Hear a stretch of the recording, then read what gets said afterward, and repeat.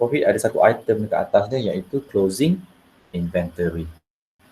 So that closing inventory tu adalah amount yang sama dekat satu lagi closing inventory dalam statement of financial position. Now look at your statement of financial position in page 89.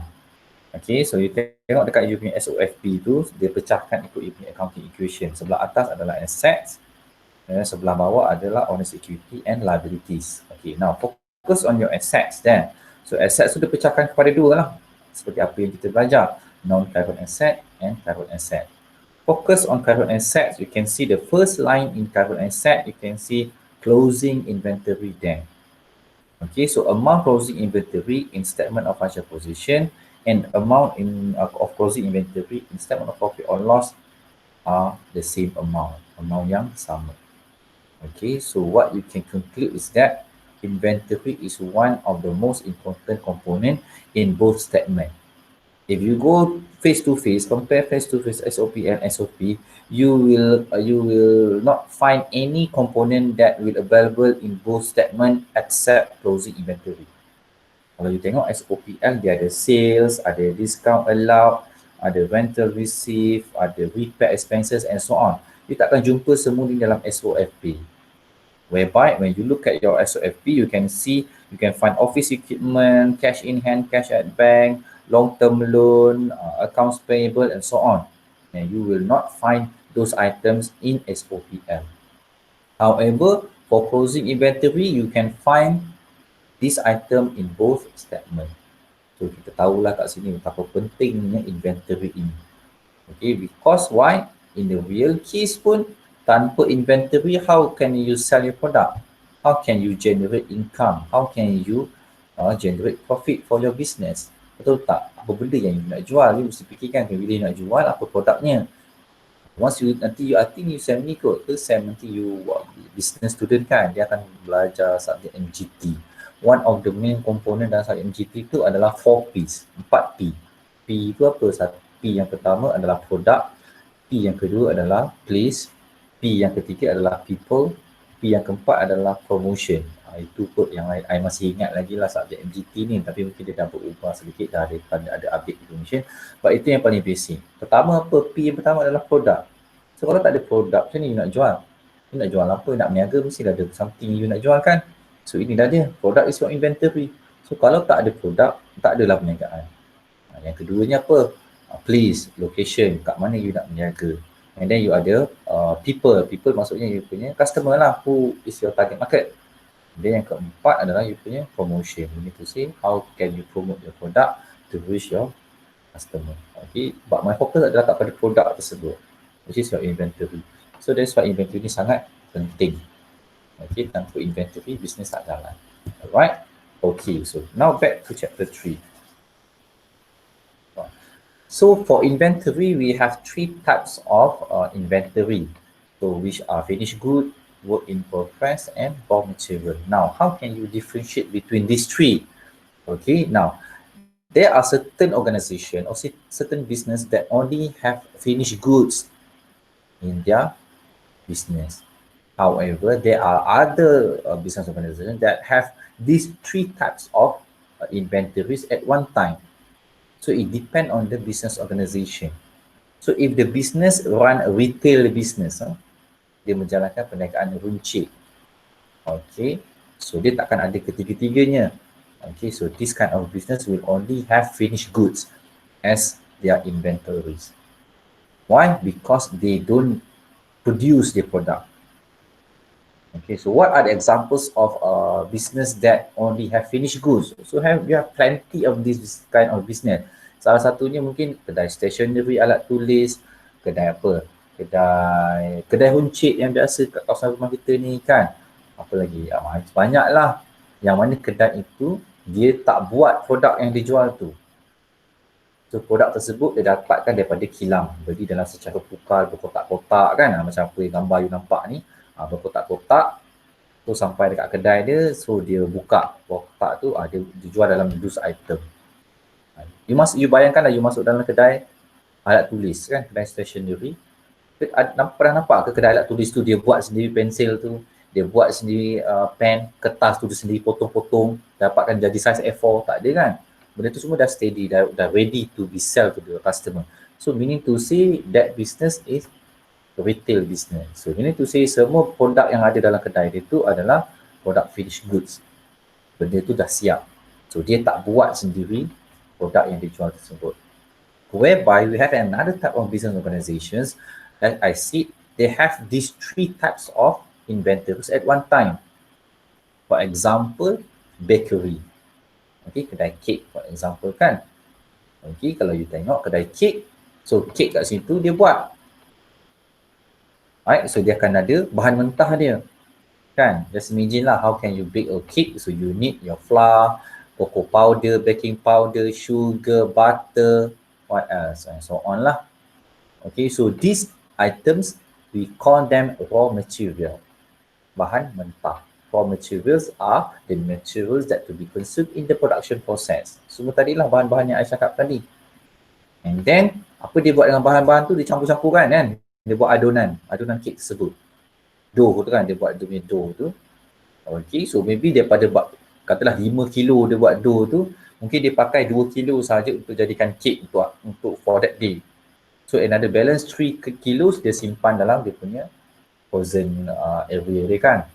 Sejuk ke whatsoever lah. So those dough yang tak pakai lagi tu, kita panggil dia sebagai work in progress.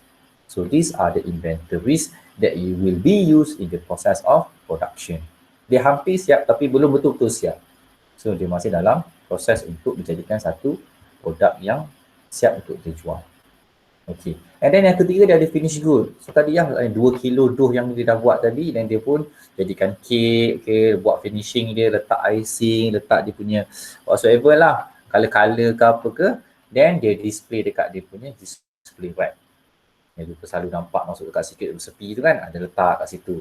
So ada customer beli one slice, ada customer beli whole cake. So those component, those items or those inventories, we call them as finished good. Benda yang telah siap untuk dijual kepada customer. So these are the inventories that help for sale in the ordinary course of business. Okay, nampak? Can you see the difference? Okay, so you dah biasa dah masuk tempat-tempat ni, you boleh nampak lah. Selalunya kedai-kedai yang mana dia buat sendiri produk dia, ada ketiga-tiganya. Kalau kedai runcit, kedai perniagaan yang biasa, okay, you tak nampak pun production process tu. Meaning to say benda tu just ada finished goods sahaja. So bahan-bahan yang dia dapat dia jual tu adalah datang daripada pembekal-pembekal dia, atau kilang-kilang yang besar. Okay, so these are the 3 types of inventories. But for your syllabus ACC 106, you will not see example of question that touch on raw material and work in progress. You only see finished goods sahaja. Because it's not your level to cover those raw material and work in progress accounting sector. So you cuma cover finished goods sahajalah. So semua example soalan final exam, even though you punya quiz or test will give example inventory on finished good. Okay, right. Next, let's look at the purpose of accounting for inventory. Why we need to calculate the inventory for the business. Okay, so one of the purpose is that you need to determine the cost of goods sold. Okay, so cost of goods sold is very important to be calculated so that the business able to calculate the gross profit for that particular year. Nak cari untung kasar kan, kita nak calculate keuntungan kasar perniagaan kita, so kita mesti ada amount cost of goods sold. Later on when we reach chapter 7, I will explain to you how can you calculate your cost of goods sold. For the time being, I tak nak bagi tahu lah. Better kita fokus pada inventory dulu. Okay, the next purpose is that you need to know in terms of the value of unsold inventory or the closing inventory at the end of the accounting period. Okay, you kena tahu berapa lagi stok yang tertinggal dalam you punya simpanan, dalam gudang you, dalam store you. Okay, penting. Kenapa penting kita kena tahu the value of our closing inventory at the end of our accounting period? Because why? Because it will help us, it will help the business owner to make decision in terms of, okay, how much inventory need to be ordered from the supplier. Okay, or what type of inventory that need to be ordered by the supplier, for example. Contohnya katalah macam kedai Burger Ahmad kan, kita pernah jumpa example kedai Burger Ahmad tersebut.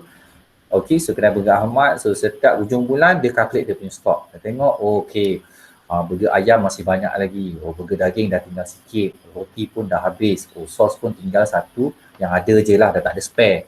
So, bila dia tahu macam tu, it will help Ahmad to make decision. Okay, aku tidak nak kena beli daripada pembekal ni. Oh, kita kena beli sos lagi. Oh, kita kena beli roti. Roti pun dah habis. Oh, burger daging dah tinggal sikit. Dah kena beli burger daging. Burger ayam perlu tak? Oh, tak payah. Burger ayam masih banyak lagi. Nampak tak? So, this is the reason why we have to know our closing inventory. Kalau tidak, nanti you beli benda yang you ada. Faham tak? Benda you memang dah ada, bila you beli makin berlambatlah stok you. So, bila stok you terlalu banyak, jadi masalah nanti sebab apa you tak boleh nak jual buat terlalu banyak. Okay, so it will make you lost your capital money. Masalah lah. In fact, duit tu you boleh guna untuk benda lain, tapi you dah membazir beli stok yang you tak perlukan. Okay, kalau you tahu, oh musim ni semua orang suka makan burger ayam, so kena belilah banyak stok burger ayam. Oh, tak ada orang makan burger arnab, so tak payahlah beli lagi burger arnab, because nanti kan tak ada orang nak beli, lama-lama apa jadi pada burger you tu? Dah sampai expiry date, nak tak boleh jual, kena buang, kan rugi. Nampak tak? So that is why we need to have a proper account for the inventory. Okay, right, so you have any questions so far? Ada soalan nak tanya? Saya sir. Yes. Contoh ada satu kedai ni kan, jadi stok berkatin air untuk air steady katin. Okay. Tapi dia tak sempat habis jual. Kan biasanya air kan 6 bulan kan. Betul. Expiry dia. Betul. Air dia tak gerak. Lepas tu dia nak return lah. Okay. Dekat supplier. Okay. Bila return tu, dia dapat duit tu macam mana? Sebab kan return pun kan tak bagus juga kan. Betul. Macam mana tu? Okay. Return tu kita dapat tu. Okay. Alright. Okay, now macam ni. So bila kita membeli macam tu lah, especially bahan makanan. Bahan makanan tu risikonya bila kita berniaga makanan ni, alright, selalunya kalau kedai makanan, selalu dia beli barang pagi-pagi tu sebelum dia buka kedai tu, pagi-pagi dia beli barang. Dia takkan beli barang sekali banyak. Especially bahan-bahan basah. Sebab apa? Anda kata tak ada orang datang kedai makan, so rugilah bahan basah ada tu. Okay, itu satu benda. Okay, satu lagi pasal contoh yang you bagi tadi kan. Okay, beli air. Okay, sekali banyak carton. Okay. And then, bila tak terjual, you nak pulangkan. Okay, it depends on the original transaction between the business and the supplier daripada pembekal tersebut. Ada pembekal yang mana dia memang buat macam tu. Dia boleh bagi you, okay, letak barang dekat kedai you. Okay, kemudian dia kira lah, okay, berapa dia letak. Okay, katalah dia letak 5 carton air kotak susu contohnya kan. Letak 5 carton, dia tulis lah 5 carton, and then dia bagi you invoice, satu salinan invoice, yang dia pegang satu salinan invoice. Lepas 1 minggu, dia datang balik. Dia tengok, okay, berapa yang terjual tu. Okay, 3 carton saja, lagi 2 carton tak terjual. So, apa dia buat? Dia ambil balik. And then dia top up lagi yang baru. Okay, itu kita panggil consignment basis. Consignment basis ni biasa nampak dekat mana tau? Dengan roti gardenia. Perasan tak? Kalau you biasa pergi kedai pagi-pagi buta, pagi-pagi kan, kedai tu buka, you pergi Speedmart lah contohnya kan. Sekarang ni banyak kan Speedmart kan. Nanti nak Speedmart pagi-pagi buka pukul 10 tu, mesti ada roti gardenia baru sampai. Top up roti. Roti yang ada kat kedai tu dia ambil, and dia ada tambah roti baru. Rasa nampak tak? Okay, so itu maksudnya dia ganti kan. So mean to say, dia calculate hanya benda yang terjual sahaja. Faham tak? So kedai pembekal hanya letak aja kedai dekat barang dia dekat kedai you. Sebab you ada kedai kan, jadi dia nak jual produk dia letaklah barang dekat kedai you, dia letak. Okey, jadi kira lah, okey, so 5 carton. Satu carton RM10, so 5 carton RM50. Tapi dia tak ambil duit dulu, dia bagi invoice dulu. So dia letak barang dan ambil invoice. Okey, kemudian after 1 week dia datang balik, dia tengok, oh 3 carton terjual. Jadi you hanya bayar untuk 3 carton sajalah. Lagi 2 carton sebab dah expired kan, dia ambil kan.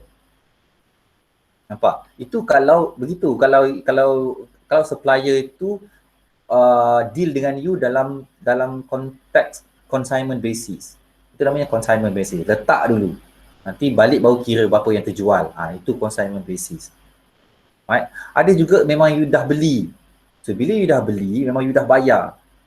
katakanlah you beli daripada kilang susu, hantar 5 carton dan you dah bayar dah 50 tu. You dah bayar dah 50.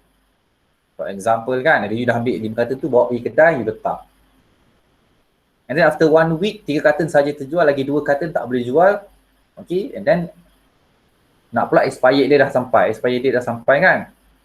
Okay, so ada dua, boleh kata macam dua circumstances lah. Satu, you mungkin boleh pulangkan balik kepada supplier kalau supplier tu nak. So in return dia akan pulang balik duit lah. So berapa yang terjual tadi RM20. So dia pulang lah balik RM20. Sebab asalnya you dah bayar RM50 kan. Satu carton 10. So dia boleh pulang balik RM20. So nanti dia update lah dia punya account nanti. Understand? Okay, ataupun memang certain supplier dia tak nak langsung. You dah jual nanti lah. So nak tak nak, you kena tanggung lah kerugian tu. Then you need to bear the losses. Buang aje lah yang dah you beli tapi tak terjual. Kadang-kadang kilang dia dah jual, dia tak nak ambil balik benda yang dia dah jual. Because rugi lah pada dia. Faham tak? Sale dia dah record sale dia as RM50. Tiba-tiba you datang, you nak pulangkan benda yang you dah beli, tiba-tiba expired. Bukan salah dia, salah you sebab you tak menjual dengan betul mungkin. You tak buat promotion ke, apa ke. So takkan dia nak tanggung rugi tu. Nampak tak? So dia dah declare RM50, so you pun dah declare purchase RM50, so you kena tanggung lah kerugian RM20 yang you tak mampu nak jual tadi tu. So it depends on the deal that been done between the seller and the buyer. Okay, daripada business you tadi dengan pembekal you tadi. Understand? Yes, sir. Okay, good. Alright. So lagi soalan? Ada lagi tak nak tanya? Okay, ada. Macam saya cakap tadi yang roti, 1 week baru bayar. Okay. Tapi saya ada pengalaman kerja dekat supermarket. Okay. Kau share your experience. So selalunya macam mana? I store. So every macam barang sampai, yang terima. Kalau macam roti tu, dia bayar terus cash je. Terus cash? Dia bayar terus cash? Maksudnya you bayar kepada pembekal roti tu terus cash? Pada pemandu lori tu lah. Yelah, pemandu lori tu lah, deliver boy tu lah. Okay. Jadi kalau yang tak terjual tu macam mana? So the next time dia datang, dia ambil, okay, dia bayar balik je. Dia bayar balik maksudnya yang mana tak terjual? Ya sama macam example yang kata tadi tu lah. Betul lah tu, sama lah macam example yang kata tadi. Okay, dia letak kata roti tu kan ada dalam satu bakul-bakul kuning-kuning tu kan? Betul. Betul kan? Okay, katalah dia bawa 10 papan. 10 papan tu kan, 10 bekas tu, so dia susun lah dekat dia punya rak kan, betul tak? So susun dia kira, okay, katalah semua total ni RM100. Okay, and then you pun bayar dia RM100. Betul kan? Bayar cash money RM100 terus. Okay, so and then delivery boy tu pun ambil RM100, keluarkan receipt bagi kat you ataupun invoice bagi kat you, betul tak? Betul. Okay, and then dia balik. Lepas seminggu dia datang balik, daripada total belian stok RM100 tu mungkin yang terjual RM80 sahaja. Yes, sir. Biasa. Betul kan? 2 hari saya dah datang. 2 hari dah datang. Itu kalau stok dah habis lah, betul tak? Kalau stok habis, you mesti kena call, betul kan? Betul. Takkan nak biar seminggu satu kosong aja. Betul. Dia biasa memang datang sendiri 2 hari biasa. 2 hari. Okay. Alright, kita ambil 2 hari lah. Okay, 2 hari. Okay, itu berdasarkan pengalaman you kan? Okay, good. So dapat 2 hari dia datang balik. So dia datang balik, dia tengok daripada stok 100 yang you dah beli, RM80 punya stok dah terjual. So lagi RM20 dia tengok. Sebab roti kan, kalau roti selalunya berapa lama je boleh tahan. Paling lama pun I think tahu seminggu 2 minggu kot. Dia ikut dia punya level tu kan. Kalau roti RM1 3 hari je. 3 hari roti RM1 tu 3 hari je. Nampak tu. 3 hari je. Lepas tu takkan nak tahan lagi. Dia tak tahu bila lagi dia akan datang. So dia akan ambil. Jadi bila dia ambil, dia pulang balik lah berapa yang balance tu. Betul. RM20 lah, betul tak? Betul. Okay, so maksudnya itu itu sama example air tadi tu. Yang susu kotak tadi sama. So it depend on the deals. Macam mana business deal dengan supplier tu. Ada supplier dia tak nak tanggung rugi. Jadi kau dah beli 100 lah, pasal aku nak kena pulang lagi RM20. Nasib lah. Kau rugi, kau bagilah staff kau makan benda yang nak tinggal habis ni. Betul kan? Betul. Ada kan? Ada tak macam tu? Banyak rasa. Banyak kan? Sebab kilang tak nak tanggung rugi. Maksud once you dah beli, you beli. Dia tak nak ambil balik benda yang dah rosak ataupun benda dah expire. Melainkan kerosakan ataupun expiry date tu datang daripada pihak dia. Tapi kan sir, okey. ada macam supplier mengelak juga, tipu. Tipu, macam mana tu? Okay, contoh macam barang expired terlalu banyak. Betul. Okay, kita dah letak dalam satu kotak. Okay. Nak biar dia ambil untuk untuk return lah. Untuk return lah, betul. Tapi dia datang, dia tak nak ambil. Sebab apa? Sebab apa? Dia tak nak rugi. Yelah, mesti dia tak nak rugi punya. Nanti commission dia tolak tau. Betul. Akan tolak benda daripada yang rosak tu kan. So, bos rugi. Dia untung lah. Betul lah.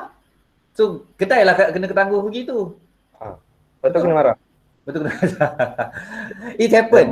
Macam my wife kan ada kedai tudung. Okay, jadi bila dia beli tudung daripada pengilang, dia datang bukan datang sekepis-kepis, dia datang dalam bentuk kodi. Tahu tak kodi? Kodi tu satu kodi tu, kalau kita tahu satu dozen 12 unit kan. Satu kodi tu 20.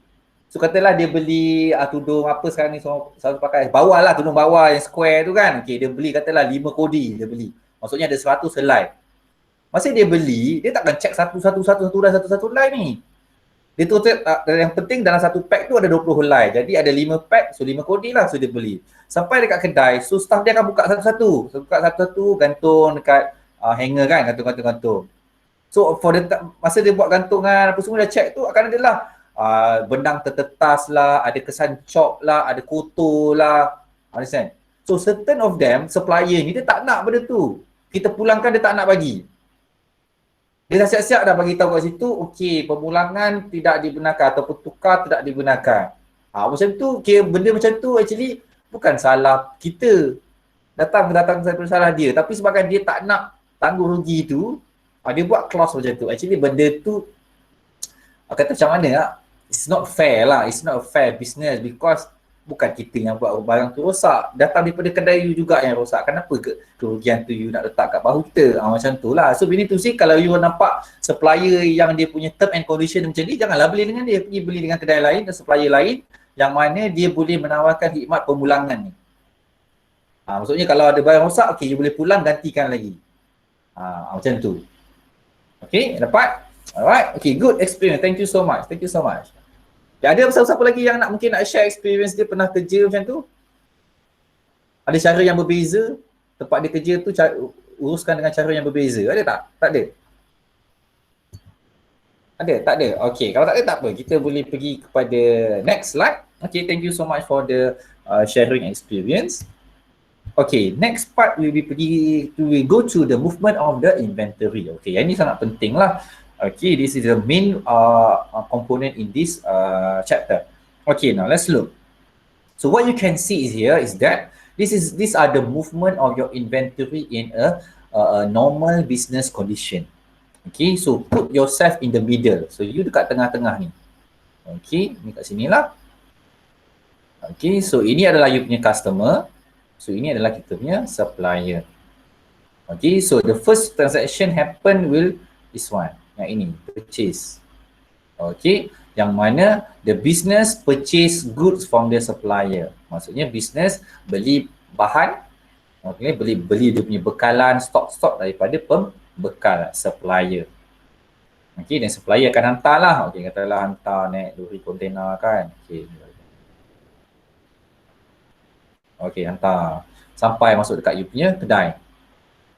Okay, so ini adalah transaksi yang pertama, purchase activity.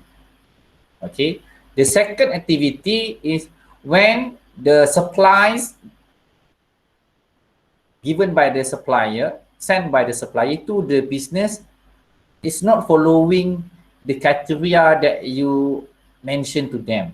For example, katakanlah you nak beli kedai Burger Ahmad kan, so you dah order daripada pembekal, you nak 5 pack burger ayam dan 8 pack burger daging contohnya. So bila sampai dekat kedai you, terbalik 8 pack burger ayam, 5 pack burger daging. Ataupun mungkin salah flavor langsung, 5 pack burger anak, 8 pack burger rusa. Tersalah flavor, you nak ayam dengan daging dan dia hantar anak dengan rusa. So salah kan? So bila salah, you akan buat aktiviti yang kedua iaitu return upward ataupun purchase return. Ini kita panggil sebagai pulangan belian. So you pulang baliklah barang yang dia dah salah hantar. Okay, purchase return ataupun return pulangan keluar. Return outward ni namanya pulangan keluar. Kenapa upwards? Because the product that you purchase earlier from the supplier, okay, been brought upward from the business to go back to the supplier. So stock you tu keluar. Tadi stock you masuk kan? Kemudian stock you keluar balik. Sesuai dengan model outward. Okay, now let's say lah produk yang you beli tu betul. Bahan yang you beli tu betul, yang you tempah tu betul. Okay, then you jual lah kepada customer you macam biasa. So when you sell to your customer, berlaku transaksi yang kedua. So the third transaction is selling activity ataupun sales. So you sell your product to your customer. Okay, bila you jual produk you pada customer, okay, katalah produk yang you jual pada customer tu salah. Bukan seperti apa yang customer ni minta. So apa customer buat? Customer akan pulangkan balik kepada business. So bila pemulangan daripada customer kepada business berlaku, itu adalah return inward ataupun sales return. Pulangan jualan ataupun pulangan masuk. Kenapa inward masuk? Sebab produk tu tadi dah keluar kan pergi ke customer. Now dia masuk balik ke dalam business. Okay, dapat? Okay, clear tak? Semua clear? Is it okay? Clear, sir. Okay, good. Right. Now, for these activities, from this business transaction, we will look at the effects. So, what are the effects that can happen if these 4 transactions appear in your business? Okay. So, first of all, kita tengok purchase of goods. Yang inilah. Ini adalah transaksi nombor 1. Purchase of goods. Now, when you purchase of goods from your supplier, the first effect is that your purchase expense will increase. So purchases ni adalah expenses, perbelanjaan. So bila you purchase of goods from your supplier, so your purchase expense will increase. Okay, perbelanjaan, pembelian you akan meningkat. Yang kedua adalah you punya inventory will also increase. Ini adalah efek yang kedua. Okay, the third effect, I pernah kata kan, minimum effect 2, maximum effect, no maximum number. Right, so it depends on the transactions that happen that day. Okay, so now you boleh nampak ada 2 effects dah ni. Tapi actually it can be 3, 4 or 5. In what way it can be like that? So it depends on the mode of payment. Pembayaran. Macam mana you membayar dengan you punya supplier. So tadi you beli kan? Daripada supplier, you beli daripada supplier bahan mentah tersebut, dan supplier pun dah hantar. And then macam mana you membayar dengan supplier ni? Dia dah hantar barang kan, you mesti nak kena bayar. So how did you pay to your supplier? Okay, so kita akan pergi kepada next slide. Okay, katakanlah I buat kat sini. Tadi purchase of good. Okay. I menulis pakai writing pad ni. Bukan pakai mouse. Belilah I beli writing pad ni daripada Lazada. Salah, Shopee. Baru sampai. Semangat nak mengajar you ni. Terima kasih, sir. Tak ada orang cakap terima kasih, sir. I cakap dengan terima kasih ke diri sendiri lah. Terima kasih, sir. I claim lah dengan you all boleh. Claim.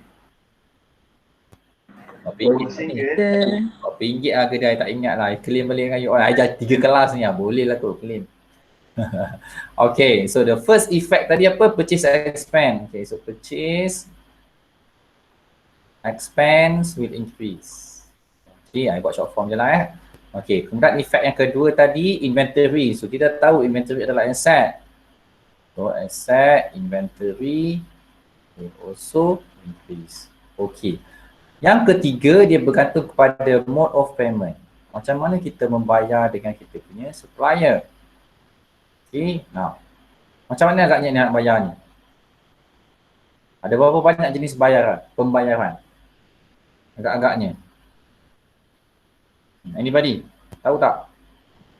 2. Okay, yang pertama apa? Cash. Cash. Okay, cash. Okay, kita buat dulu buy cash. Yang kedua, tak kata 2 tadi kan? Yang kedua apa? Kredit. Buy credit. Ada lagi nak tambah? Ada berapa lagi nak tambah? Apa dia? Buy what? Okay. Tadi kata buy drawing. Tak boleh. Debit boleh ke? Debit. By debit tu macam mana? Pakai kad. Dia pakai kad. Pakai kad. Okey, pakai kad lah. Okey, pakai kad maksudnya by bank. Ataupun by check lah. Tak nak pakai by bank lah, by check. Okey, jap. Take this one, kita padam. Atau nak pakai perkataan by bank tu, pakai by check. Okey, oh.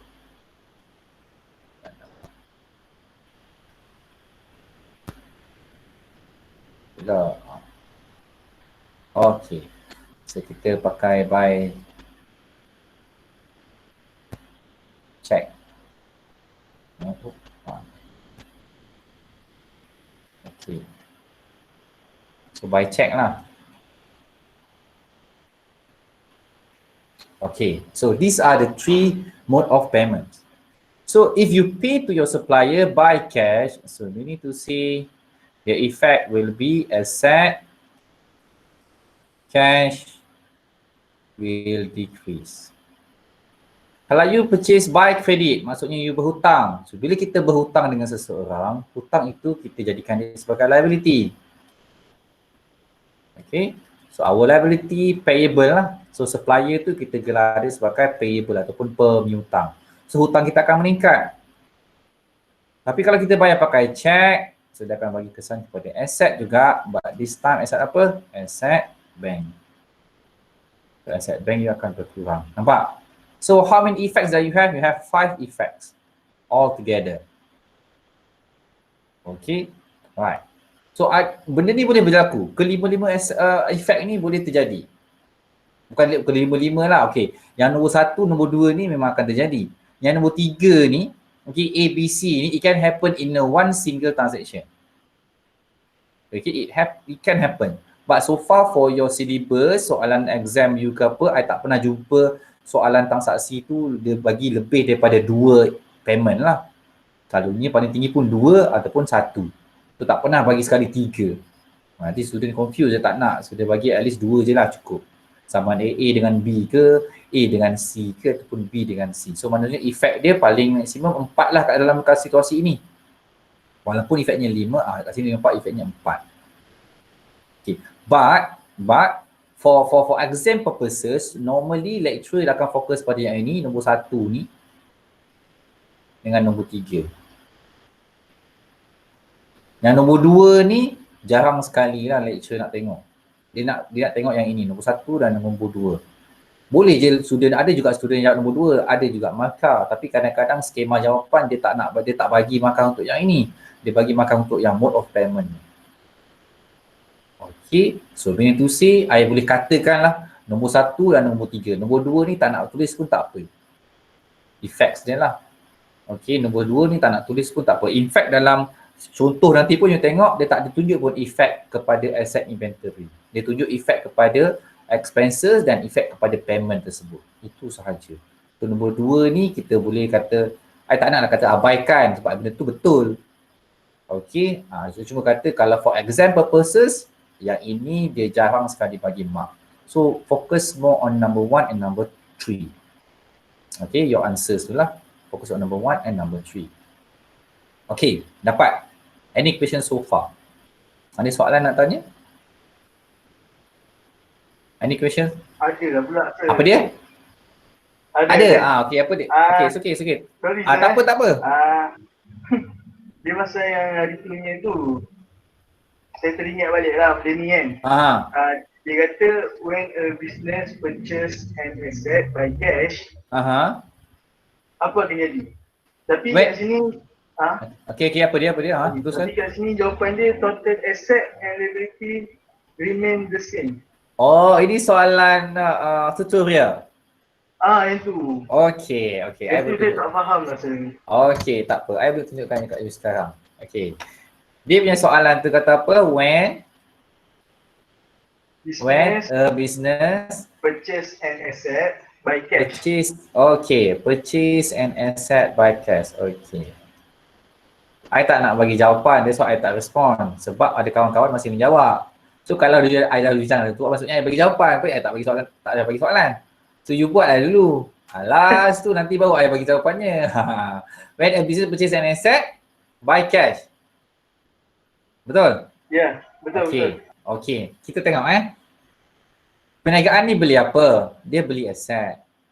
Dia bayar pakai apa? Bayar pakai cash, yang mana cash pun aset. Okey, kita letak amount lah contohnya. Okey, katalah by cash, katalah amount aset yang kita beli tu let's say lah RM1,000. So bila RM1,000, apa akan jadi kepada efek dia? Tengok efek dia, apa akan jadi pada efek tersebut.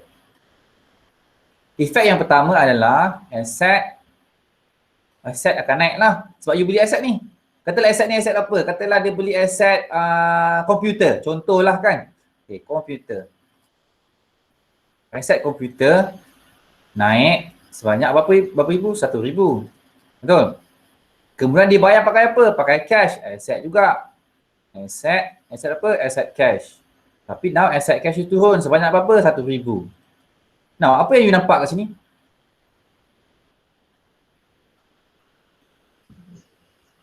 Sama je harga dia. Sama je harga dia. Sama je amount dia. Then maksudnya apa? Sama je. Dia tak berubah. Remain the same tak? Ada tak? Maksudnya apa? Maksudnya remain the same kan? Itulah tu. Itulah jawapan dia. Now, lepas tu ada salah satu jawapan dia adalah liability remain the same. Kenapa jawapan tu liability remain the same? Betul kan? Betul kan? Jawapan dia tu jawapan dia asset and liability remain the same. Now, kenapa saya kata liability remain the same? Ada kaitan dengan liability tak? Tak. Ada kesan kepada liability. Jadi, liability sama je lah. Betul juga. Betul tak? You all dah terkena pangkap I. Nampak tak? Sebab nak I buat soalan. Itulah jawapan dia. Hebat lah sir. See the leak lah, come on. Itulah maksud dia.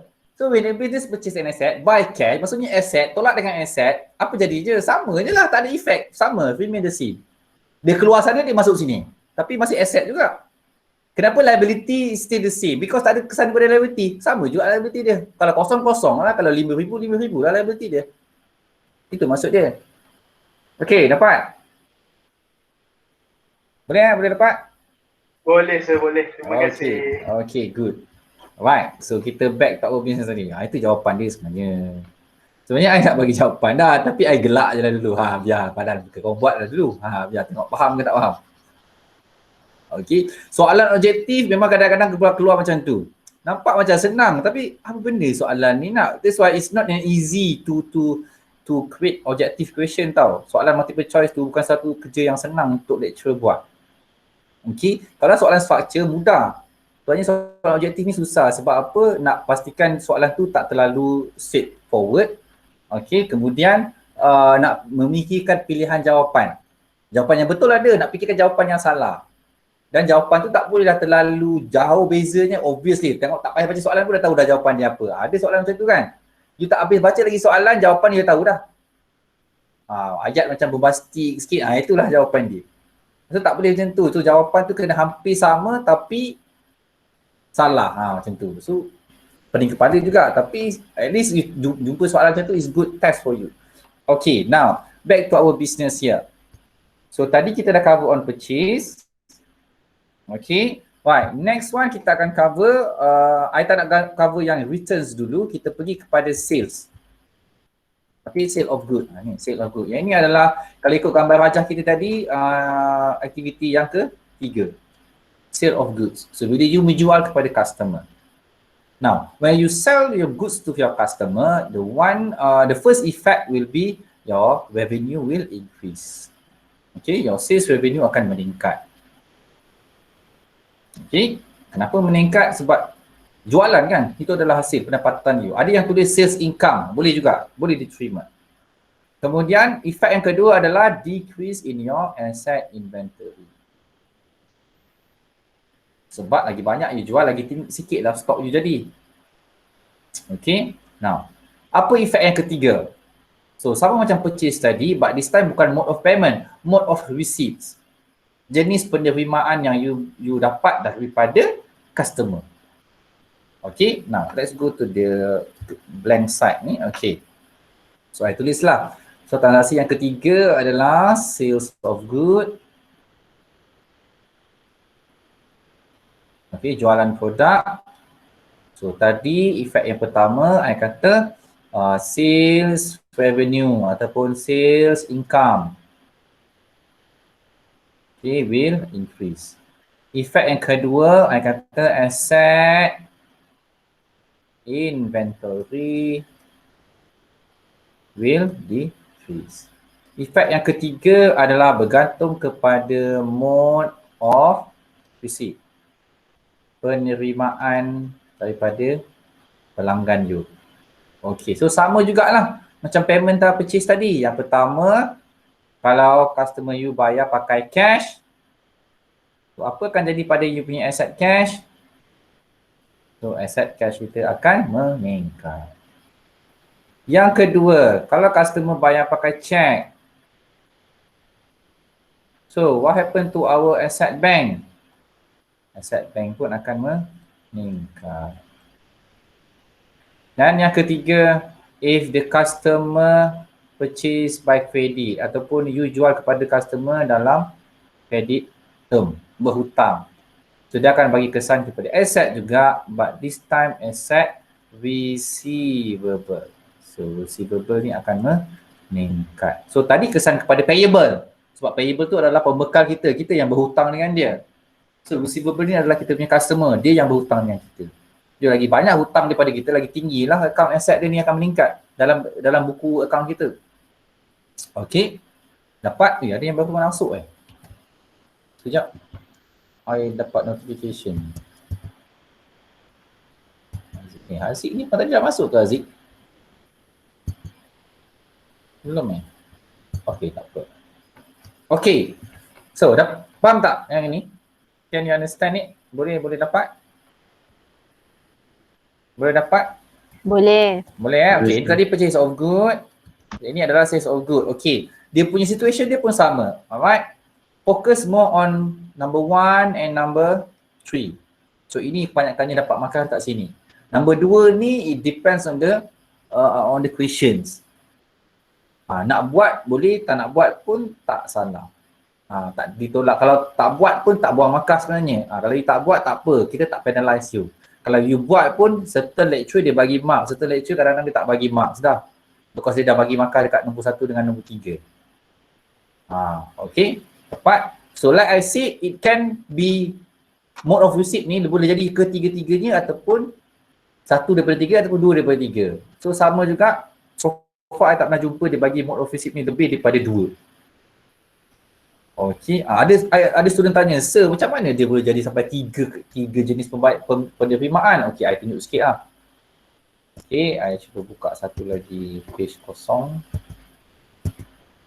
Okay, macam mana kita boleh katakan ada 3 pembayaran atau penerimaan? Okay, let's see.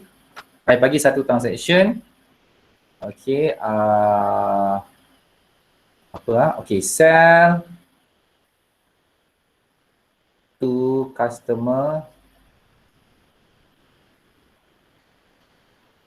amounting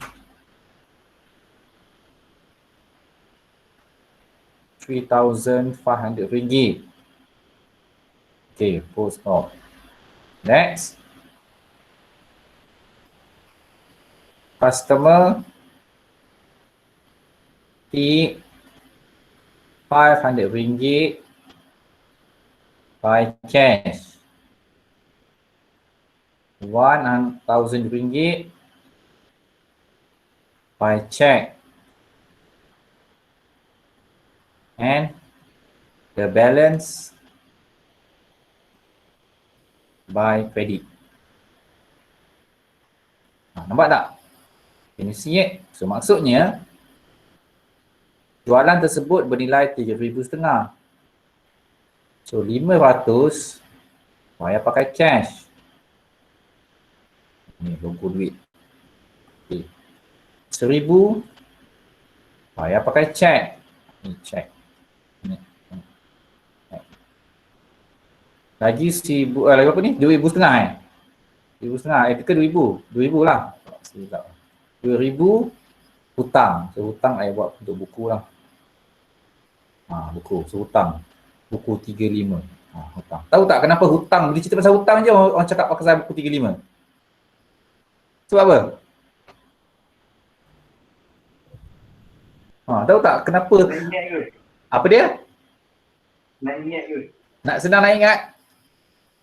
Sebab dulu-dulu, zaman kita punya tok nenek kita dulu, kan, dia orang bila pergi kedai runcit, nak beli barang dapur, dia kan pergi pasar-pasar besar kan, mana ada pasar Maidin lah, Tesco, Carrefour dulu-dulu. Tu dia pergi kedai runcit kat kawasan kampung tu je. Dan dia dah kenal pun dengan penjual tu. Kau penjual tu pun adalah sebahagian daripada penduduk kampung tersebut. Okey, so bila dia orang beli ni, kadang-kadang dia nak beli banyak, duit tak bawa banyak kan, dia bawa duit simpan kat dalam kocik kat dada tu. Kan simpan. So berapa yang ada je, ada bayar lah. Dia yang baki dia kata apa, Man masuk buku 35 je lah. Kenapa dia kata masuk buku 35? Sebab penjual tersebut dia akan simpan satu buku, dalam tu adalah semua record berapa customer tu hutang. Dan buku tu kat depan dia tu ada tulis 555. Daripada situ lah, jadi bila orang dulu kata okay, masuk buku 35 je lah, maksudnya kita tahulah, maksudnya dia nak berhutang. Macam tu je, so, itu dia punya orang kata biasa orang dulu-dulu kan, buku 35, kita tahulah buku 35 tu maksudnya hutang. Okay, so but the focus here adalah, okay, you nampak dia ada 3 mode of receipt kat sini. Yang pertama cash, yang kedua by check, bank, yang ketiga adalah hutang. Boleh berlaku tak? Boleh berlaku. It can happen. Boleh dibuat. Okay, but for your kata learning purposes, I kata tadi kan soalan example, soalan pas exam ke apa, maksimum I pernah paling banyak I pernah nampak 2 je, dia takkan bagi sampai 3. Okay, dapat? Alright? Okay, so itu adalah in term of your sales of good. Okay, kemudian kita dah tengok pada receipt. Okay, so kalau nampak kat situ ada goods written by buyer dengan goods written to supplier. Okay, better I terus cerita dekat dia punya gambar movement tadi. Okay, this one. Now, just now on the first transaction, purchase of good, kita dah tahu effect dia. Tadi I buat short form ya. Effectnya adalah your purchase expand will increase. Betul? Kemudian your asset inventories will increase. Kemudian tengok pada mode of payment. Kalau dia bayar pakai cash, maksudnya cash akan turun. Kalau dia bayar pakai check, asset bank akan turun. Kalau dia berhutang, maksudnya liability payable akan naik. Okay, I tu short form saja.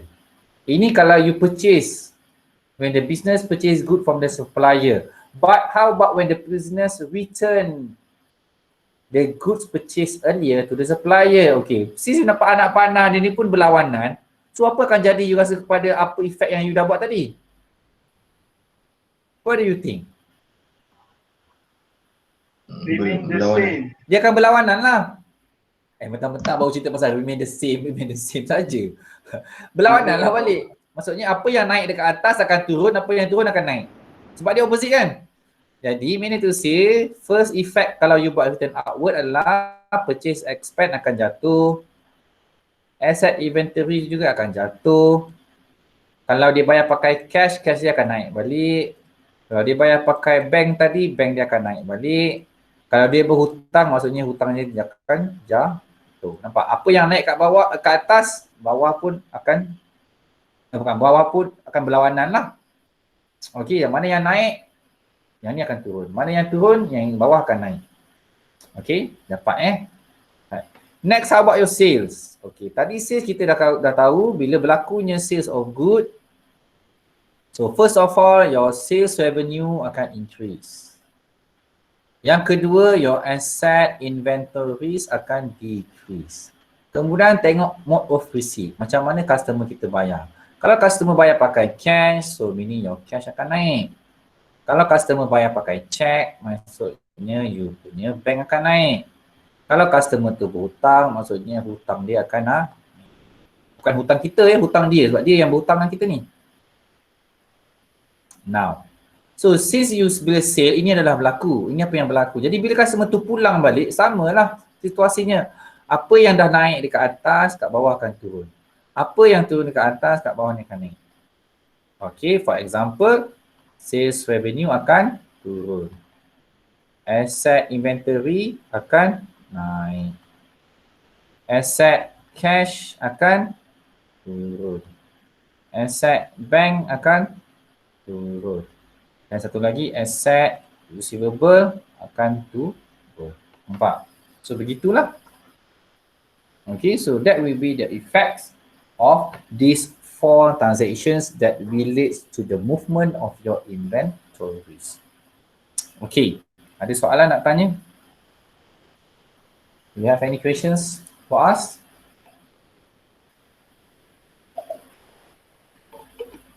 Ada soalan nak tanya tak? Kelas? Tak ada. Semua boleh faham? No. Boleh? Okay, good. Later. Boleh Okay, nanti kita akan tengok kepada example supaya kita lebih faham. Okay, now. So before we go to the example, I nak sentuh the final slide tu, slide yang last sekali. Okay, ini adalah contoh accounts involved lah. Okay, if you look at these accounts involved, okay, you boleh nampak accounts, dia punya expenses and their revenues, and then accounts yang melibatkan dia mode of payment dengan mode of receipt sahaja. Contohnya macam purchase tu, you tengok purchase. Okay, kalau you buat cash purchase, you nampak account expenses ni kat sini. And then account mode of payment kan, kalau customer tu, kalau kita beli by cash, nampak cash account. Kalau kita beli by credit, nampak expenses account, you akan nampak liability account. Tapi nampak tak inventory here? Tak nampak. Because dia memang tak akan ada effect kepada account inventory. Dia bagi effect kepada dia punya equation sahaja. Sebab itu I kata tadi. Okay, bila tengok kepada equation, sebab ini purchase of goods, sebab itu I kata fokus kepada nombor 1 dan nombor 3. Sebab bila you increase you punya purchase expense, dia akan nampak dia punya dalam journal dia purchase account. Yang ini you akan nampak dalam mana-mana mode of payment lah. Kalau by cash, cash account. Kalau bank, bank account. Kalau hutang tadi, payable account. Okay. Yang ini dia tak ada account. Takkan ada inventory account. No. Sebab itu, efek nombor 2 ni I kata tadi apa? Lecturer tak fokus on this one. Dia lebih fokus kepada nombor 1 dengan nombor 3. Sebab apa? Nombor 1 dan nombor 3 nanti, in the next step, bila kita nak masuk dalam journal, dia ada account-account yang terlibat. Dia ada journal-journal yang terlibat. Yang nombor 2 ni tak ada journal dia. Faham tak? Sama dengan sales of good tadi. Sama juga isu dia. Okay, so when you go to the account tadi yang you boleh nampak yang bawah tu, okay, you ada cash account, you ada sales account, you ada receivable account, you ada sales account. So tak ada inventory account. So sebab itu, effect to the inventory tu not so important.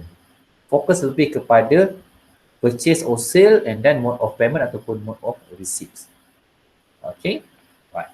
So, slide yang seterusnya adalah berkaitan dengan debit and credit notes. Okay, kita pergi kepada dia punya paragraph tu, perenggan 3.4 dekat page 30. Okay, so the first paragraph stated that there are cases where goods previously purchased may be returned by the buyer or customer. A document known as a credit note will be sent to the buyer. It is known as credit note because the buyer's account will be credited to show the reduction in the amount he owes.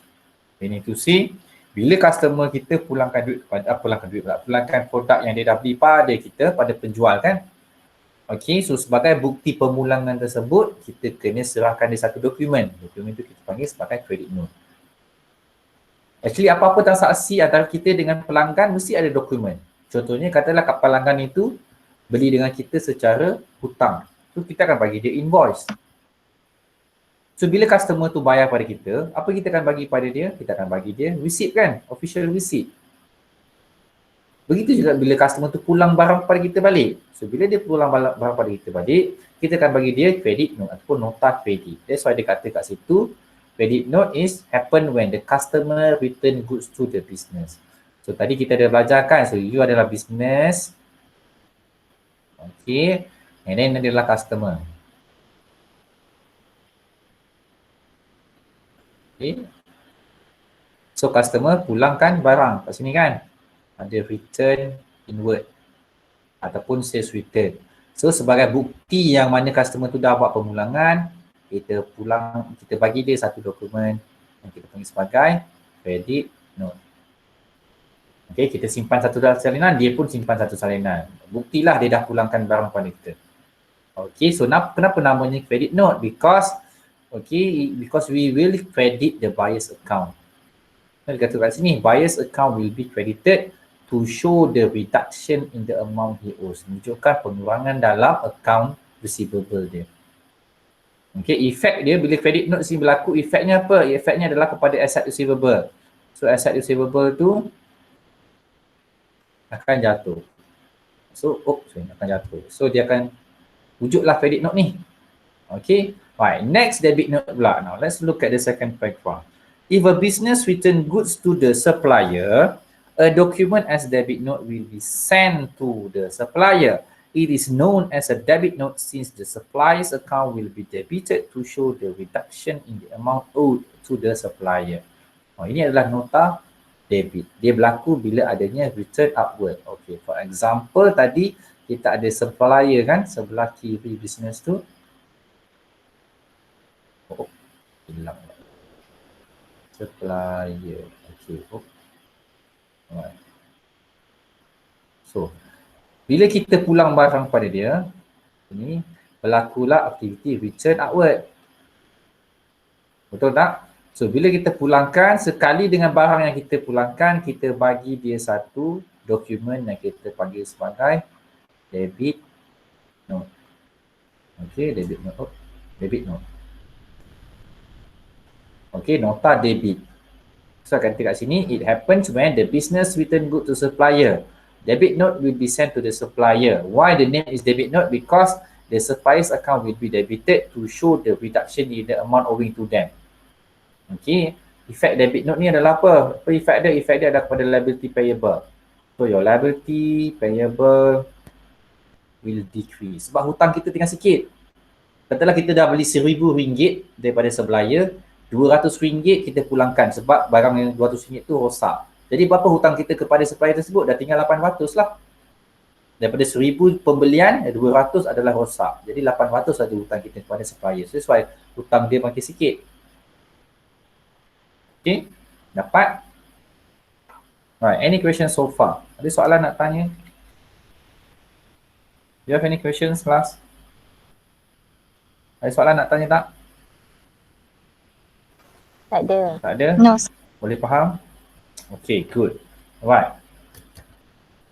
Okay, so that will be the end of our lecture today. Okay, but now I will continue with the example. So, kita nak pergi tengok example. Slide ni I dah upload dekat YouFuture. Okay, so nanti you boleh download je lah. Alright. So, sekejap ni. Oh, ada tanya ni, sir, payable tu account belum bayar ke? Yes, betul. Payable tu maksudnya kita yang berhutang dengan dia. Dia adalah pemiutang. Okay, payable tu adalah supplier, pembekal dan kita yang berhutang dengan dia. Maksudnya kita belum bayar pada dia lagi lah. So, bila kita dah habis bayar nanti, tak adalah lagi. Payable tu dah tak wujud lah. Okay, dapat Right, so now I nak tunjuk what jam ni. Dia nak tengok pada example 3.4. So, you boleh go through dulu example 3.4 dekat page 28 tu. Okay, sambil I nak buka Jamboard ni, whiteboard Google ni.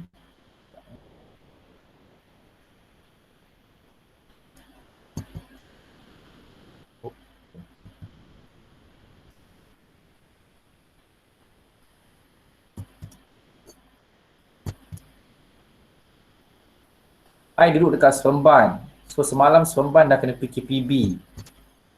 So, yesterday I work from home lah. But today I work from office. So, semalam petang I pergi ke balai polis nak dapatkan kebenaran kan. Kebenaran rentas negeri. So, berilah air batu daripada pukul 6.30 sampai pukul 7 kot. Ramai juga orang nak rentas negeri sebabkan kerja. Ada few Indian lady, Indian guy, kesian jugalah kena marah dengan polis tu. Sebab dia nak rentas negeri, nak pergi balik kampung, nak sambut Deepavali. Kan Deepavali nak incoming days kan, dalam kegeratan. So kesian dah kena marah dengan sarjan tu. Dia kata, saya takkan luluskan ni, siapa yang nak balik Deepavali ke, nak tengok anak kat asrama ke, nak jemput anak ke, saya takkan benarkan. Pergi balik. Dia cakap, ui kesian nak tengok. Ada yang Indian lady tua je. Lepas tu dah lama tapi kena balik, alau sedih saya muka dia kesian. Tu tapi I dapat dalam setengah jam jugalah I tunggu baru dapat chalk tu. So pagi ni dengan harapan adalah dua blok. Tak pernah kan jumpa orang macam I kan. Nakkan dua blok. Orang semua tak nak dua blok. I nakkan dua blok tu. Sebab apa? Nak tengok surat aku ni. Kalau tak dapat aku dah lah beri setengah jam lama gila. Setengah jam tunggu. Sampai nak senja dapatnya. Kau tak nak tengok ke surat aku ni? Dah dapat daripada polis ni. Tengoklah. Tapi tak ada dua blok. Pelik kan. So I keluar daripada highway highway Semban. Yang sekat Semban Gateway tu. Siapa duduk Semban dia tahulah kat highway Semban Gateway tu. So keluar. And then nak masuk Alur Gajah keluar dekat Simpang 4. So dekat both tol tu tak ada roadblock. I dalam kereta menyumpah sekanah je kata lah buat penat je aku pergi balai polis minta surat kebenaran rentas negeri ni. Tak ada seorang polis pun tahan aku minta tengok surat ni. Umi rasa macam alah buat penat je baik aku tak payah pergi balai polis minta. Tapi for the sake of nak pastikan tak kena saman, tak nak kena lagi juga kan surat tu tak apalah bawa je lah. Hopefully balik nanti adalah kot diorang polis tahan for the sake of nak tengok I punya surat tu. Kan tak pernah jumpa orang macam ni kan. Sebab kita dah penat-penat pergi balai polis minta. So kenalah tengoklah sikit surat kita dah buat ni, effort kita ni. Okay, nampak tak I punya Jamboard ni? Can you see my Jamboard here? Nampak sama. Boleh? Nampak. Okay, so sekarang kita pergi tengok example 3.4. Example 3.4 ni adalah continuing from example 2.5 on page 17. I think business ni nama Ahmad Trading. Okay, so kita tengok dia ada bagi 5 transactions kat situ. Okay, so the first one adalah Jan 10. So the first transaction will be the business purchase goods worth 3,000 ringgit from AC Enterprise on credit. Okay, untuk 10 hari bulan tu.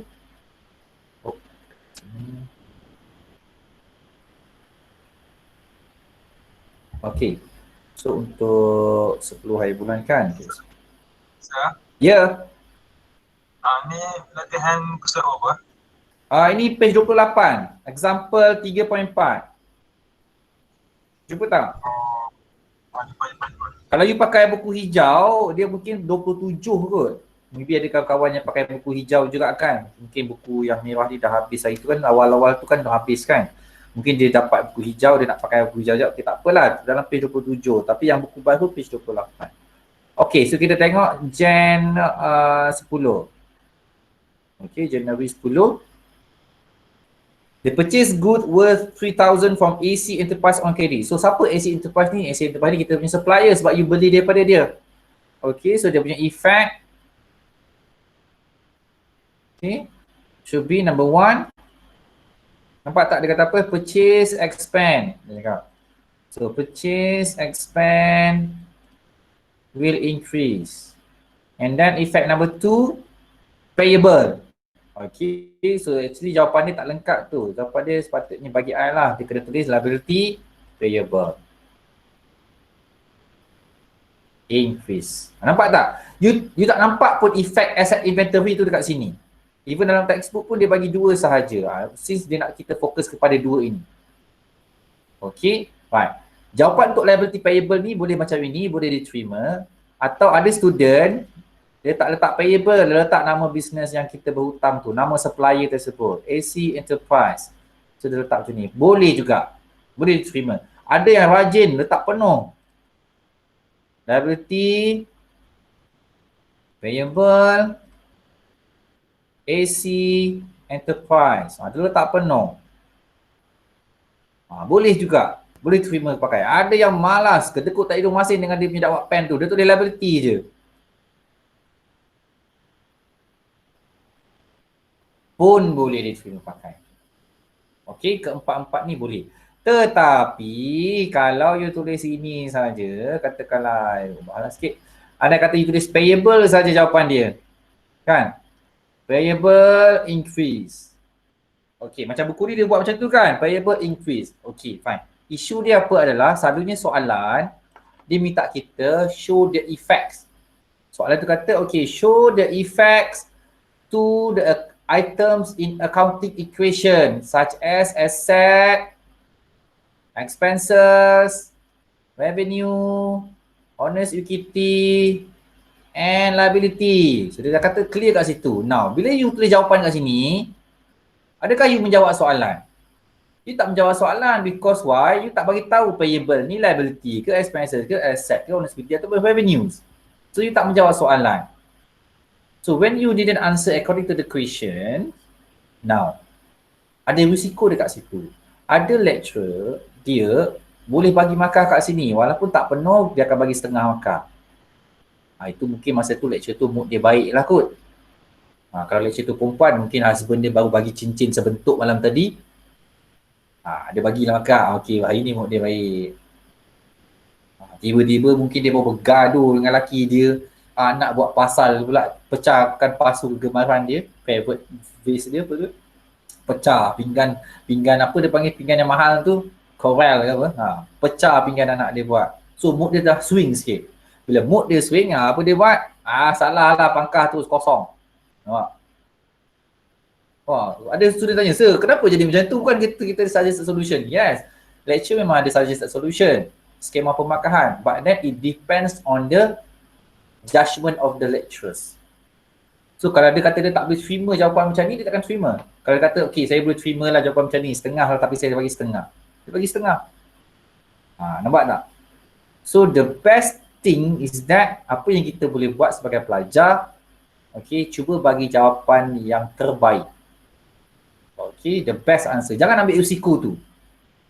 Okay, jangan ambil risiko tu sebab rugi je. Anda kata tak dapat markah, hilang. Padahal jawapan dah betul dah ni. Dan dah hampir betul. Bukanlah betul, dah hampir betul. Jadi the best answer lah I said, inilah keempat-empat ni. Either one lah, bukan keempat semua kan sekali. Either one. Jadi nak jawab macam ni boleh, nombor 2 boleh, nombor 3 boleh, nombor 4 pun boleh. Tak ada masalah. Yang orang yang atas ni, elakkan lah. Saya baik-baiknya elakkan. Right? Okay, so bila kita tengok dekat dia punya solution dekat page 29 tu, you boleh nampak dekat table tersebut. Okay, so you can see that in your expenses ada purchases 3,000 kan? Nampak kan dalam column expenses ada purchases 3,000, and then in order to ensure that the equation is in balance format, okay, in the balance figure, you can see liabilities ada accounts payable 3,000. Okay, dekat liability ada accounts payable sebanyak 3,000. Okay, so done 10 hari bulan. Kemudian kita pergi kepada next date 11. Okay, 11 Jan. So 11 Jan dia buat apa? The owner took goods worth 100 ringgit for his own use. Ini adalah drawings. Okay, macam mana I kata dia adalah drawings? Sebab nampak tak dia kata apa? The owner, pemilik mengambil barang niaga sebanyak RM100 untuk kepentingan peribadi. So itu adalah drawings. Last time masa kita tengok example 2.5 tu ada buat drawings juga. Tapi masa tu dia tak ambil goods kan, dia tak ambil barang niaga tapi dia ambil duit dalam cash. Okay, now talking about drawings ni, tukis sikit lah. The drawings.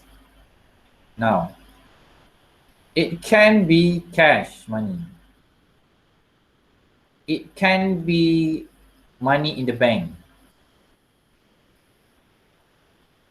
And it can be goods.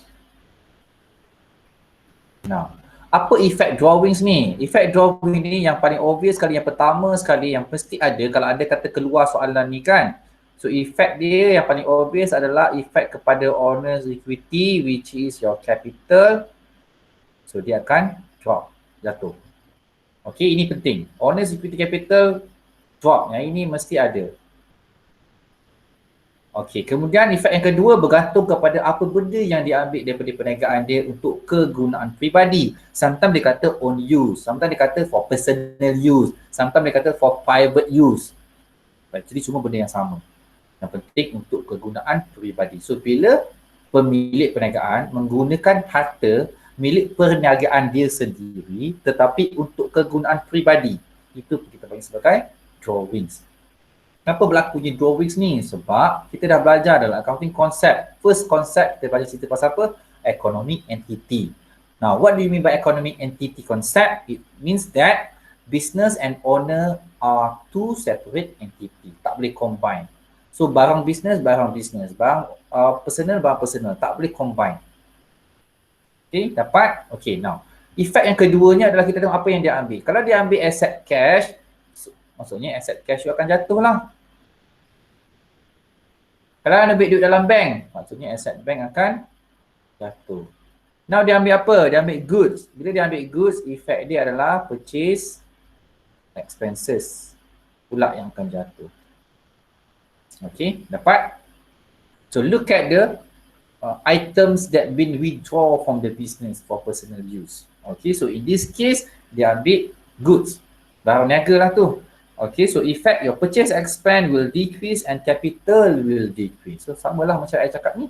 So bila you tengok dekat you punya table in the next page, you can see that your purchase semalam ada 3,000, sekarang tinggal 2,009. Dah tolak RM100.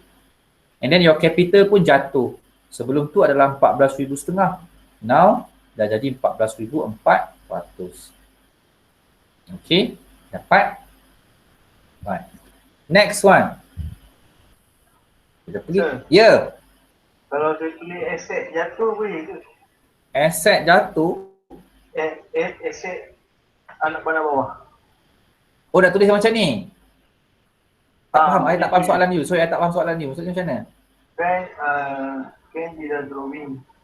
Aset pun akan nilai. Apa? Saya nak tulis anak panah bawah je boleh ke? Oh, boleh. You boleh gunakan anak panah ni. Boleh.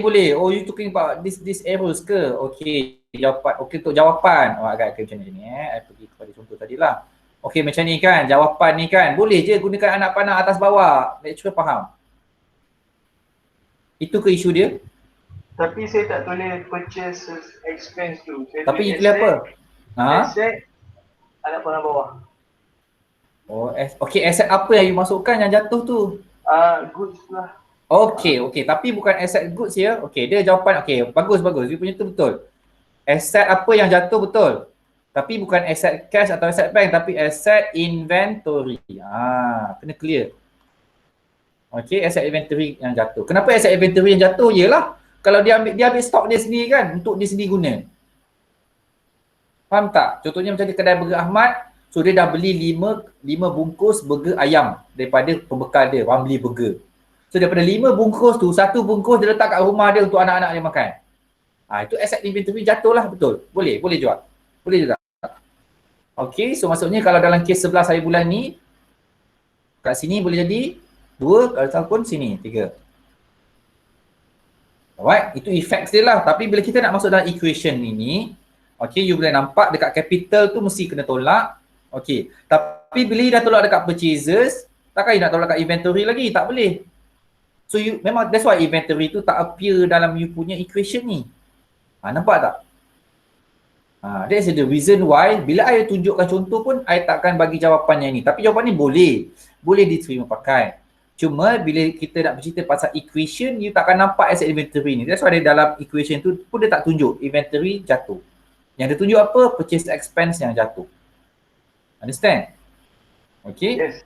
Okay, alright. So kalau bila keluar soalan exam, boleh. Ini boleh diterima pakai. Macam saya kata tadi lah, boleh diterima pakai. Cuma nak masuk dalam journal nanti, yang ini tak ada lah. You takkan nampak dalam journal dia. Okay? Right. Okay, next one. Kita pergi kepada transaksi yang seterusnya. Okay.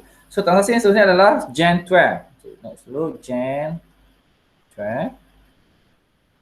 Okay. So sold goods worth 1,000 on credit to Abdul. Now who is Abdul? Is he a supplier or customer? Supplier ke customer ni? Ada student dia tak tahu. Customer Kan, sebab dia kata dah dulu sold goods to Abdul, jual kepada Abdul. So kalau customer receivable ke payable? Receivable. Very good. So maksudnya dah faham lah. Okay, ada student dia confused. Payable ni liability ke asset? Receivable ni asset ke liability? Dia confused. Okay, so kena ingat. Payable adalah liability, receivable adalah asset. Okay, so in this case, so effect dia, since dia jual kepada customer secara hutang, so effect dia yang pertama adalah sales revenue will increase, dan effect yang kedua adalah asset receivable will also increase. So that is why when you look at page 29 on Jan 12, you can see that in your assets, you can find another new asset, namely account receivable 1,000 ringgit. Okay, and then dalam you punya revenues ada sales 1,000. Okay. Now, jawapan dia untuk yang asset receivable ni pun sama macam payable tadi. Okay, ada student buat macam ni. Ada yang tulis asset, dia letak nama customer dia, Abdul. Dia buat macam tu. Boleh. Ada yang tulis asset, dia penuh receivable, Abdul. Ada lagi. Naik. Boleh. Ada yang tulis asset sahaja. Pun boleh diterima pakai. Pun boleh diterima pakai. Okey. Dapat? Alright. So, tapi jangan tulis Abdul saja ataupun jangan tulis receivable saja. That one tak nak lah. Macam tadi case tadi kan, payable je. Tak mau. Okey. Walaupun jawapan dia betul tapi elakkan. Kurangkan risiko untuk you hilang markup. Kita seboleh-boleh nak buat yang terbaik kan. Give the best answer that you have lah. Okay. Right. Next, Gen 13. Okay, kita tengok Gen 13.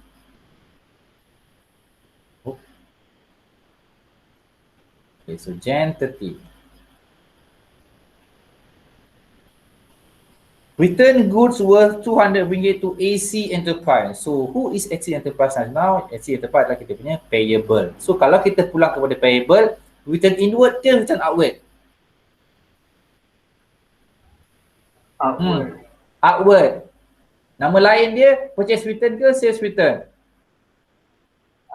Purchase return. Very good. So ini adalah berkaitan dengan return outward ataupun purchase return. Now, biasakan review dengan kedua-dua term sini ya, because kedua-duanya boleh diterima pakai. Boleh digunakan pakai dalam soalan.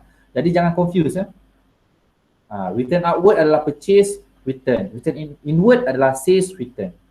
Okay. So bila keadaan ini berlaku, you boleh nampak dalam efek dia apa? Dia kata purchase expense decrease and accounts payable also decrease. So when you look at the solution there, you boleh nampak you punya purchase dah jatuh kepada 2,700.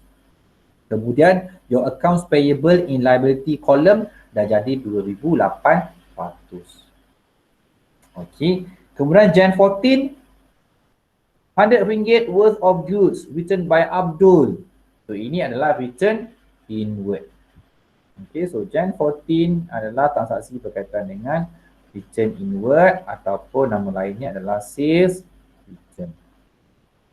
Okay, so you boleh nampak efek dia. Your receivable from 1,000 it became RM900, but your sales from 1,000 it became RM900. Okay, I nak tunjuk kedudukan purchase return dengan return inward ni. Kedua-dua ni kedudukan dia dalam SOPM. Now, cuba you tengok dekat page 88 tadi. Okay, tengok kat page 88 dalam you punya statement of profit or loss.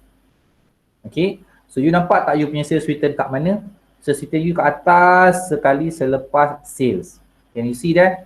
Nampak tak? Okay. Yes. So sales less sales return. Itulah sebab tu sales return tu jadi sales value jadi kurang. Okay, so sales tu kena tolak dengan sales return. Purchase return kat mana? Purchase return kat bawah sikit. Purchases, you can see purchases less purchase return. Nampak? So lagi banyak return tu berlaku, lagi sikit lah you punya purchases dan sales tersebut. Okay, dapat Alright. Okay, so I think that's all for our chapter today. Okay, so you dah boleh buat dah soalan dalam final exam question. Tak semestinya buat soalan dalam textbook ni. Okay, I galakkan you buat soalan final exam supaya kita berasa. Tapi kalau nak buat dalam ni pun lagi bagus, boleh je. Buat banyak tak apa, tak rugi pun. You buat banyak-banyak exercise ni, it's okay. Alright. Right, so dah boleh buat soalan final exam. Kita tengok contoh soalan final exam. I pernah tunjuk kat you tak macam mana contoh soalan final exam? Belum. Belum lagi? Tahu tak macam mana nak download final exam? Soalan final exam ni? Tahu. Lupa dah. Pakai EPS kan? I dah ajar kan? Okay, good. Yang lupa tu ingat balik macam mana. Okay, so kita tengok soalan final exam satu. Okay, sekejap I buka sekejap. Ini soalan final exam. Okay. Okay. I share sekejap. Soalan final exam.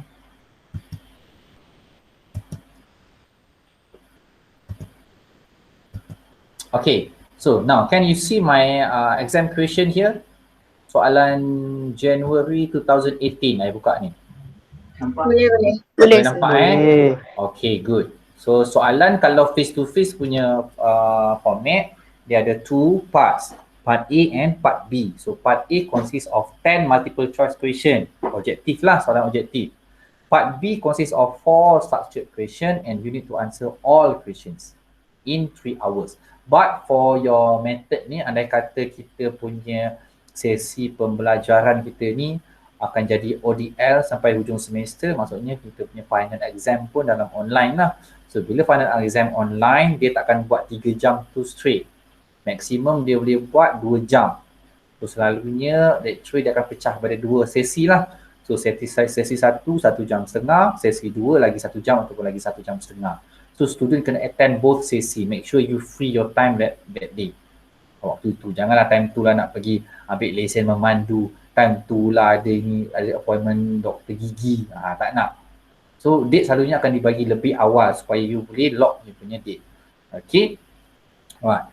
So kita tengok soalan. Okay, so part A adalah multiple choice question. Now semua soalan objektif yang I bagi sebelum ni kan, tutorial 1, tutorial 2 tu semua, okay, itu adalah I ambil daripada soalan sini. Soalan kat sini lah, koleksi soalan objektif ni. So bila you buat, banyak kali you buat ataupun maybe ada yang dah buat ke apa kan, bila you biasa buat, kebarangkalian untuk you jumpa soalan yang sama ataupun yang hampir sama masa you punya final exam nanti sangat tinggi. Sebab apa? Kebanyakan soalan multiple choice question dia recycle balik. Contohnya macam soalan 1 ni kan, dia keluar January 2018. Mungkin dia pernah keluar masa 2017 ataupun 2016. So dia keluar balik dalam 2018. Maksud dia you guna soalan yang sama. Mungkin term dia susun sikit ke ataupun pilihan jawapan tu dia terbalikkan ke, A jadi B, B jadi C, C jadi D, D jadi A. Faham? Nampak tak? Okay, dia ubah sikit saja. Memang boleh diguna pakai balik. Lecture memang buat. Because macam saya kata tadi lah, it's not easy to create one question multiple choice ni. Soalan multiple choice question ni bukan benda yang senang sebenarnya. Nak jawab memang senang, tembak aja kan. Tapi nak buat dia tu yang tak mudah. Okay, so itu adalah multiple choice question. Now part B ada 4 soalan struktur yang you kena jawab. Okay, soalan satunya selalunya macam ni. Dia bagi satu perenggan yang ringkas, kecil, singkat dalam less than 15 lines macam ni. Dia bagi satu senario and then dia ada sedikit input. Then you kena jawab soalan berdasarkan apa yang perenggan yang dah dibagi pada you. Okay, now let's look at the question. So, number 1A, explain briefly 2 relevant accounting concepts that are related to the above situation. So, you already learn, I think about 10 to 11 kot. I think 10 accounting concept kan, you dah belajar, dah tahu dah. Okay, so daripada perenggan yang dia dah bagi ni, you fahamkan so apa accounting concept yang berkaitan dalam situasi perniagaan ini, karya seni enterprise milik Puan Humairah ini. Okay, so apa dia? Mungkin going concern ke, mungkin consistency ke. Okay, so you pilih dan you explain. Tengok markah dia, markahnya 5. Maksudnya tak bolehlah kita ringkas saja, kena explain. Explain dengan ayat yang lengkap. Jawapan dalam bahasa Inggeris ya, ini bukan soalan dua bahasa. Nak bahasa Melayu boleh, nak bahasa Tamil tak boleh. Soalan dalam English pun jawab pun dalam English. Okay, kemudian B1, identify any 2 non-current asset and 2 current asset from the records above. Nampak tak dia dah bagi kat atas ni? So daripada banyak-banyak ni yang mana satu, yang mana 2. Dia nak minta 2 saja non-current asset dan 2 current asset. So identify, dapatlah makannya 4. Nak bagi lebih boleh. Nak bagi 3 non-current asset, 3 current asset. Boleh, tapi markah still 4. Takkan ada extra mark. Okay, tak cukup, yes, maka use sikit. You bagi 1-1, tak cukup lah. Dia nak 2-2, you bagi 2-2. You bagi 3-3, bakal tetap 4. Okay. Kemudian number 2 given, okay, dia dah bagi total revenue, expenses and drawings. Identify the net effect, increase or decrease in FM of the above information on the owner's equity of Karya Seni Enterprise as at the 31st December 2017. Yang ini you gunakan equation, accounting equation. So you dah ada revenue, expenses, then you can find your profit kan. You akan dapat drawing and find the capital. Okay, and then tengok perubahan dalam you punya owner's equity, meningkat ataupun menurun daripada tahun tersebut. Okay, right. Maksudnya soalan 1 dah boleh buat. Mana-mana set soalan final exam, soalan 1 dah boleh buat. Okay, right.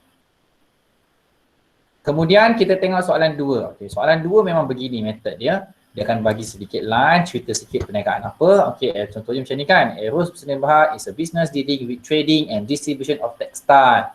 So given below are the extract of business transactions for the month of August 17. So dia akan bagi lebih kurang dalam 7 ke 8 transactions for that particular month. Okay, and then next A, identify the effect of the above transactions, either increase or decrease to assets, expenses, capital, revenue and liability by completing the following table. So you just buka je table ni, okay, draftkan satu table macam ni, ikut dan masukkanlah date dia. Ikut date tu 4, 8, 11, 15, okay, tulis. Kalau tak saksi 4 hari bulan ni, okay, apa akan increase, apa akan decrease. Kalau semua increase lah. Kalau dua-dua effect decrease lah. Kalau ada increase dan decrease, isikan. So bahagian effect dah boleh buat. Tapi bahagian journal entry ni belum boleh buat lagi lah, because journal entry will be chapter 4 in your textbook, double entry principle. Kita belum belajar lagi. Next week kita akan cover, insyaAllah. So once kita dah completed chapter 4, then baru you boleh sambung buat penuhkan jawapan untuk journal entry, debit and credit. For the time being, buat soalan effect ni dah sahaja dulu untuk semua soalan pasir yang you dah ada lah dalam simpanan you. At least you mesti ada simpanan dalam 10 semester. Bermula semester lepas dan ke belakang. Kenapa saya kata mula semester lepas? Supaya soalan yang you buat tu adalah soalan yang paling latest. Mengikut syllabus yang paling latest. Kalau you ambil tahun 2000, tahun 1990 pun ada juga simpanan. Kalau ada lah. Kalau ada, tak boleh juga pakai sebab kadang-kadang dia punya konten dalam tu dah berbeza. Okay, satu konten dah tak sama. Syllabus dah tak sama. And then dia punya terms, ayat ataupun item-item yang digunakan pun dah tak sama. Jadi dah tak relevan. So kita gunakan 10 semester dan ke belakang. Maksudnya 5 tahun punya soalan lah. Satu tahun ada 2 semester kan. Okay. Alright. So dah boleh buat. Soalan B ni tak belum lagi. Okay. Soalan 3 and onwards pun tak lagi. So yang boleh you buat soalan 1 dan soalan 2. So dah boleh buat dululah. Okay. So bila you selalunya, kalau kelas macam biasa F to F, I akan buat 2 jam lecture, 1 jam tutorial tu I akan discuss soalan past exam question ni. So lebih kurang dalam 2 atau 3 soalan kan, kita akan discuss jawapan. Tapi because I tak nak gunakan waktu Google Meet ni terlalu banyak, cukuplah 1 minggu kita jumpa 2 jam sahaja. Because I faham, maybe kelas lain pun, subjek lain pun you akan guna Google Meet ataupun maybe tak guna Google Meet, guna benda lain pula. Webex lah, pakai Zoom lah, ada yang pakai Microsoft Team, ada yang pakai Google Classroom and so on. So benda tu maybe perlukan data internet yang banyak. Kalau kat rumah you ada pakai Unify ke, Maxis Fiber ke, fine lah. Tak ada masalah kan. Ini yang masalahnya kalau kawan-kawan tu dia cuba pakai apa? Internet data je. Itu pun dia pakai prepaid. Habis dia kena beli, habis dia kena top up. Jadi kesian lah untuk kawan ni. Jadi I cuba sebaik mungkin tak nak gunakan terlalu banyak Google Meet. Okay, so kalau ada keperluan then I akan gunakan Google Meet. Okay, macam last semester, I tak pernah Google Meet pun. I guna Google Meet untuk a few chapter saja. The first, I buat video dan video tu I letak kat I punya YouTube channel. So, since I have my YouTube channel, so student akan subscribe lah. Subscribe dan tekan butang loceng. Tekan butang loceng untuk dapat notifikasi. Okay. So, dia akan dapat notification for new video. So, dia akan tengok kat situ. So, nak tengok time bila-bila, time tengah makan ke, time terberak ke, nak tengok video pun tak ada. Nanti kau lah, janji kau tengok. Okay. Kalau I share video ni dalam Telegram ke dalam WhatsApp ke, you kena download. Betul tak? Kalau kena download nak kena pakai internet juga kan. Data nak kena banyak. Ini nak kena simpan pula. Kat mana nak simpan? Kalau student tu tak ada laptop, nak simpan dalam mana? Dalam handphone saja. Handphone pula dah penuh dengan gambar. Everyday nak selfie kan. Post dekat Instagram. Done class today. Tentu. So penuh gambar, jadi video dah tak muat. So better letak dalam YouTube, so boleh tengok daripada YouTube. Tak payah simpan. Tengok dalam YouTube aja. Okay. So hopefully from this time around, I hope I can buatlah any videos for any chapters, because nak buat video pun bukannya mudah kan. I bukannya geng Mael Tote. Dia ada production house dia, boleh lah. Geng Shazli tu kan. Dia ada dia punya production house dia, ada lighting boy dia, whatsoever, script semua. I tak ada. I lah lighting boy, I lah director, I lah script writer semua. Okay, so kalau ada video tu nanti senang lah. So I akan share dengan you, so boleh tengok. Okay, so dah boleh buat soalan ni macam saya kata tadi. Jawapan, okay, kalau you dah buat, you want to see the answers, then you send to me your answer. Then I can check, then I can respond balik pada you. Okay, hantar. Anda dah ada dah few of your friends buat soalan dalam textbook ni, so dia buat, then dia capture gambar tu, gambar page yang dia buat tu, dia hantar kat I, I tanda lah. I tanda, I pulang balik pada dia. Then okay, tak ada masalah. So it depends on your effort. You rajin, you buat, you hantar pada I, then you dapatlah input tu. Tapi kalau you tak buat, you tak dapatlah input tu. Ada student dia tak buat kan, dia bergantung kepada kawan dia yang dah buat tu, yang dah hantar dapat jawapan. So dia dari situ je dia belajar. Macam mana? Dia tak tahu kalau salah kenapa, kalau betul kenapa, dia tak tahu. Dia tahu itu salah, itu betul. That's all. So ilmu tu setakat tu je lah. In term of understanding tak ada. Cuma kalau you bagi jawapan pada I, untuk I marking, give me some time for me to mark. Okay, because lecture ni dah ada kerja lain lagi, dah ada kena buat kajian lah, kena menulis artikel lah and so on. Ada admin punya work dengan kelas lain lagi, jadi consume time juga. Kalau dalam kelas tak ada masalah kan, kita tunjuk kat whiteboard, tapi bila dah buat online ni, is consume time. Nak pula individual lah hantar. Okay, dapat? Alright. Okay, so hopefully kita boleh make up lah with that idea. Okay. So, ada soalan nak tanya? You have any questions to ask? Class? Sir, saya nak tanya. Apa dia? Tapi ni lari topik sikit. It's okay, apa dia? Fixed deposit dekat current asset ke non-current asset? Okay, fixed deposit. Okay, good question. Fixed deposit ni dia ada banyak jenis. Fixed deposit tu tahu kan? Fixed deposit tu adalah simpanan tetap. Okay, banyak jenis simpanan tetap ni. Salah satunya sijil simpanan premium BSN yang popular tu kan. So itu adalah simpanan tetap. Okay, fixed deposit ni macam mana kita nak classifykan dia? Is it dia non-current asset ataupun current asset? Now, actually fixed deposit, in order to classify them in either one of the asset tersebut, kita kena tengok dia punya maturity date, tempoh matang dia. Kalau tempoh matang fixed deposit tersebut kurang daripada 12 bulan, less than 12 months, jadi kita akan classifykan dia sebagai current asset. Tapi kalau dia punya maturity date more than that, lebih daripada 1 tahun, maksudnya kita kena letak dia di bawah non-current asset. Okay, clear kan? Itu nombor 1. Yang kedua, sometimes soalan, dia tak mention pun maturity date tu. Dia cuma letak fixed deposit, itu saja. Jadi kita tak tahu fixed deposit ni short term punya ke, long term punya. Lebih 12 bulan ke, less daripada 12 bulan. Okay, kalau begitu, letak terus di bawah non-current asset. Understand? So kita assume that fixed deposit is long term punya fixed deposit. So letak terus di bawah non-current asset, di bawah investment. So remember, kita ada non-current asset, investment, so letak di bawah tu. Okay, dapat? Okay, saya faham. Terima kasih. Okay. Right, yang lain? Soalan lagi? Ada nak tanya? Ada lagi nak tanya soalan? Ada? Tak ada? Okay, so kalau tak ada, don't forget, I dah letak Google Form link tu untuk attendance. Okay, so make sure you tulis, you isi attendance tersebut. Okay, so if you don't have any questions to ask, I think that's all for our class today. Okay, thank you so much for your time. Assalamualaikum. See you again next week. Bye-bye. Thank you, sir. Thank you, sir. Thank you, sir. Thank you, sir. Hey. Thank you, sir.